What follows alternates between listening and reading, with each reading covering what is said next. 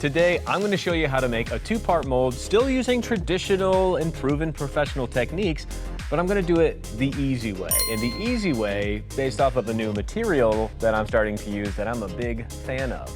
And to boot, everything I'm going to use today is actually reusable. Before we jump in, if you like this video halfway through, at the end of it, even if you just like what I'm doing right now, then do me a favor.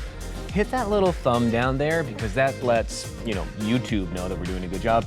And also lets my bosses know that I'm doing a good job. I mean, help me out. We should review two-part molds and why we even have them for maybe some of you newbies out there.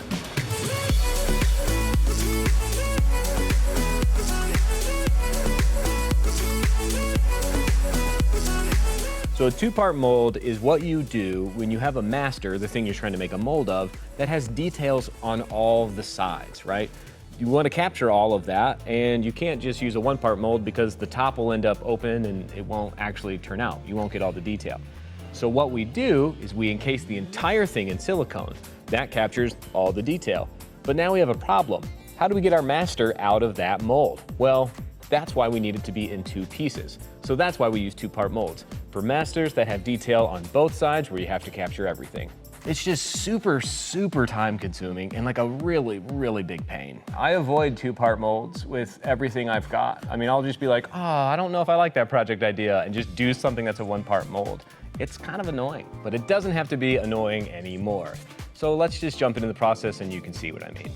So as a flat surface for the bottom of our mold, I'm going to use one of the reusable silicone mats that we have from the little bit extra we have in a silicone pour. I'll also use Legos as the walls of our mold. That's an easy option that's reusable. It's not as convenient as foam core, but it does the trick.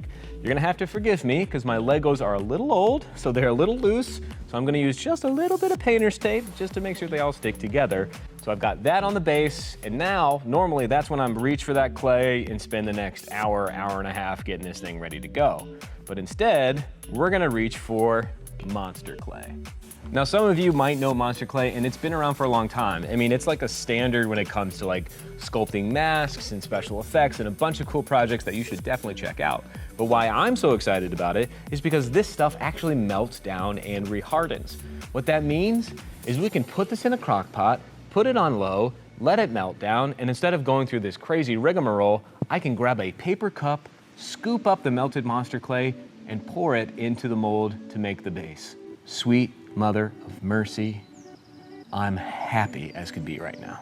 On the melting process and all of that, just make sure you follow Monster Clay's directions, and you can actually microwave this stuff too. They just have a certain way to do it. So read the directions and be smart here. Y'all, this is like, I can't tell you how excited this makes me. We have perfect corners. We have perfect edges. I mean, this thing is beautiful. So all we have to do is wait for it to just to get a little bit firmer. And that actually means it needs to cool off a little bit. But once it's right in between of not quite firm and not like runny, it's a little soft, I'll just take our master, which in this case is a light switch cover, and just gently press it down into the clay. Y'all, I don't need to go get tools now. I don't need to go, wash my hands and make sure I got all the clay residue off. And I mean, I just get to walk away, go have a snack, and come back when this thing is fully hardened. Once it is fully hardened again, I'll grab the clay tools that I was gonna use anyways, make my registration marks, and then seriously, just mix up a batch of silicone, pour it on top. Bob's your uncle, we're cooking. Now, we used Amazing Mold Maker. If you want to grab some of that, hit the link in the description. But we used some Amazing Mold Maker, so we're ready to go after just 25 minutes of already pouring this first layer. So we'll take the Legos and the whole thing off of that silicone mat, and then this is the moment that I want y'all to watch. This is, beautiful. Watch this. One smooth motion, the entire clay base is going to remove cleanly from the mold. Ay, I'm happy about this. I mean, no cleanup. This is normally me with headphones on and isopropyl alcohol and paper towel, and there's just, everything's a mess, and there's clay tools, and I'm angry, and Steven's angry, and we get into a fight, and then we get Jimmy John's, and we make up. It's all fine, but now we just gotta have a good lunch the first time.